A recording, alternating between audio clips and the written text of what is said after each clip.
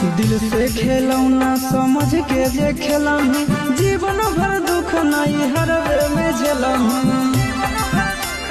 Video viral तो दिल से खेलौना समझ के जे खेलही, जीवन भर दुख नहीं हरवे में खेलही। आशीषवा के छोड़ के चिंटू राजा से नाता जोड़ के देखा, आशीषवा के छोड़ के चिंटू राजा से नाता जोड़ के देखा।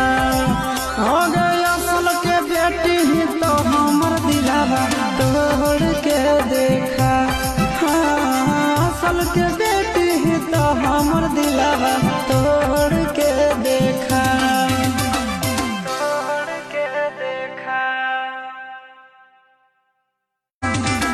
दिल से खेलौना समझ के जे खेलही, जीवन भर दुख नहीं हरवे में